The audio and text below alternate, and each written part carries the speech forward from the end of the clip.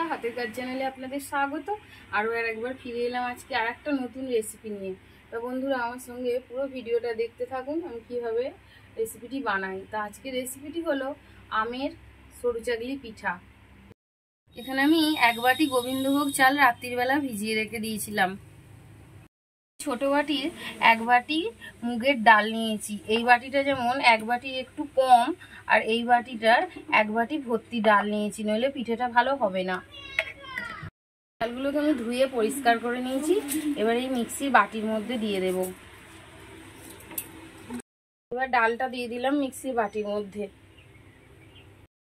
একটা গোটা পাকা আমকে কেটে ফ্রিজে রেখে দিয়েছিলাম, সেই আমের টুকরোগুলোকেও দিয়ে দিলাম মিক্সির বাটির মধ্যে। একসাথে ব্লেন্ড করে নেব। ঢাকাটা খুলে এবার বার করে নিচ্ছি। এটা আমার ব্লেন্ড করা হয়ে গেছে। দেখুন খুব সুন্দর একটা গন্ধ বেরিয়েছে এই বাটাটার পর। গোবিন্দভোগ চাল তো, আর গোবিন্দভোগ চাল দিয়ে যে কোনো কিছুই করবেন স্বাদে গন্ধে অতুলনীয় যাকে বলে।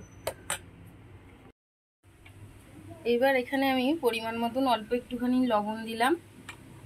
লবণটাকে আমি ভালোভাবে গুলিয়ে নেব। আর এইদিকে একটু ব্যাটারটা ঘন হয়ে গেছে। এই যে মিক্সির বাটিটা আমি ভালো করে এটা ফেনিয়ে নেব। রান্না হয়ে গেছিল আজকে সকালে, উনুনের মধ্যে কাঠকে একটা গুঁজে দিতেই উনুনটা ধরে উঠেছে। তাই এইবার এখানে আমি এরকম একটা ননস্টিকের ফ্রাই প্যান নিয়েছি। এর মধ্যে অল্প একটু তেল দিয়ে দেব। তেল দিয়ে ভালো করে এরকম করে তেলটা ব্রাশ করে নেব। দেখুন এর মধ্যে যে তেল দিয়েছি, তেলটা একটুখানি গরম হয়ে গেছে। এইবার আমি এখানে ব্যাটারটা দেখুন এইরকম ঠিক ঘনটা হতে হবে, খুব পাতলাও নয় খুব মোটাও নয়। এইবার এখান থেকে ব্যাটারটা একটুখানি নিয়ে 1 হাতা মতন দিয়ে দেব। এবার এই ননস্টিকের মধ্যে আমি কিছু দিয়ে চাড়াবো না, এই হাতাটা দিয়েই আমি 2 হাতা মতন ব্যাটার দিলাম। দিয়ে সরু চাকলিগুলো এরকমই হবে। দেখুন সরু চাকলি পিঠেটা ঠিক এরকম হয়েছে। এর মধ্যে আমি এখানে চিনির দানা নিয়েছি। চিনির দানাগুলোকে একটু এরকম হাতে করে করে টিপে দেবো। তা ওপরে যদি চিনির দানাগুলো একটু দেয়া থাকে বেশ কড়কড় কড়কড় করবে, খুব ভালো খেতে লাগবে। আর বেশি দেব না। এইবার ধারগুলো প্রথম খোলা তো মনে হচ্ছে একটু বেশি লাল লাল হয়ে যাবে জানেন। এগুলোকে এবার আস্তে আস্তে এটাকে আমি উল্টে দেবো। আস্তে করে একটু উল্টে দিলাম। তা দেখুন সরু চাকলিটা লাল লাল দেখতে হয়েছে, একটু মোটা হয়েছে, কিন্তু এটা খেতে খুবই সুস্বাদু। তা খুব বেশি রাখবো না এর মধ্যে, কারণ বেশি ভাজা হয়ে গেলে ভালো লাগবে না, আমের টেস্টটা নষ্ট হয়ে যাবে। এবার এখানে একটা প্লেট নিচ্ছি, প্লেটের মধ্যে আস্তে আস্তে নামিয়ে দেব।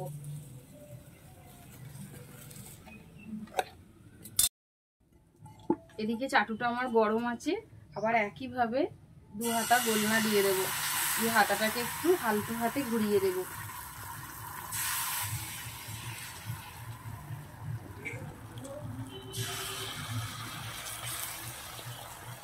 দেখুন এই একইভাবে একটুখানি জমে গেছে, মানে পিঠেটা আলতো হাতে একটুখানি শক্ত শক্ত এই যে হয়েছে। এর মধ্যে আবার এই যে চিনির দানাগুলো নিলাম, ওপর থেকে যখন খাওয়া হবে বেশ চিনির দানাগুলো দিয়ে কড়মড় কড়মড় করবে, খুব ভালো লাগবে। তাই জন্য একটু চিনি নিয়ে নিলাম।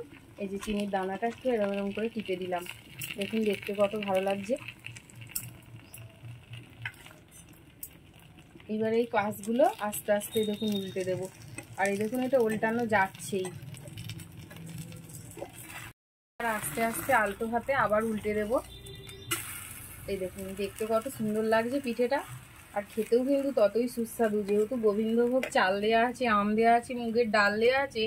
তা বন্ধুরা, রেসিপিটি যদি ভালো লাগে অবশ্যই বাড়িতে ট্রাই করবেন, দেখবেন খেতে খুবই সুস্বাদু লাগবে। এবার এটা হয়ে যাচ্ছে, আবার এটাকে একইভাবে নামিয়ে নেব। এই দেখুন আবার এইবার আর আমি এর কড়াটার মধ্যে আর তেল ব্রাশ করলাম না, যেহেতু দুটো উঠে গেছে এটাও উঠে যাবে। তা এই প্রত্যেকটা গোলনার জন্য 2 হাতা করেই দিলাম।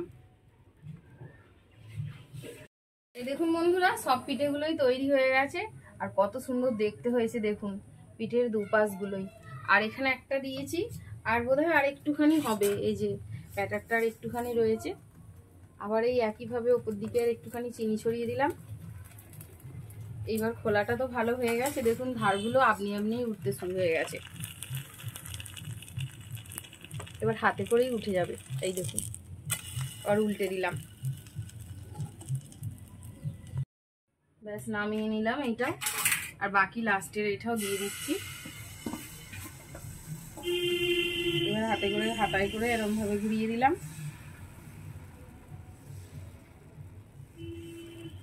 উল্টে দিয়েছি, তা পিঠের উল্টো দিকটাও কত সুন্দর দেখতে লাগছে দেখুন, একদম মানে কি বলবো, এত সুন্দর কি বলবো। তাই এবার নামিয়ে নিলাম, সব পিঠেগুলোই হয়ে গেল। দেখুন কত সুন্দর হয়েছে পিঠেগুলো, একদম দেখেই মনে হচ্ছে জিভে জল আনা একটা রেসিপি। তা দেখলেন তো বন্ধুরা, আমের সরু চাকলি পিঠে কত সুন্দর দেখতে হয়। আবার দেখুন এই ধারগুলোতেও আমি চিনি দিয়ে দিয়েছি, চিনিটা একটু বসে গেছে। সেই চিনিটা যখন খাবেন মুখে কড়কড় কড়কড় করে লাগবে, এত ভালো লাগবে পিঠেটা খেতে কি বলবো। আর গোবিন্দভোগ চালের তো একটা খুবই সুন্দর টেস্ট, তার সেন্টও ছাড়ছে আর আমেরও একটা বাস, মিলেমিশে একাকার। তা বন্ধুরা ভিডিওটা তো দেখলেন, যদি ভালো লাগে অবশ্যই কমেন্ট করবেন। আর ইউটিউব থেকে যদি আমার চ্যানেলটি দেখেন অবশ্যই সাবস্ক্রাইব করবেন, ফেসবুক থেকে দেখলে পেজটি ফলো করবেন। রেসিপিটি যদি ভালো লাগে অবশ্যই বাড়িতে অবশ্যই ট্রাই করবেন। তাহলে বন্ধুরা দেখা হচ্ছে পরের ভিডিওয়ে। ভালো থাকবেন, সুস্থ থাকবেন সবাই, নমস্কার।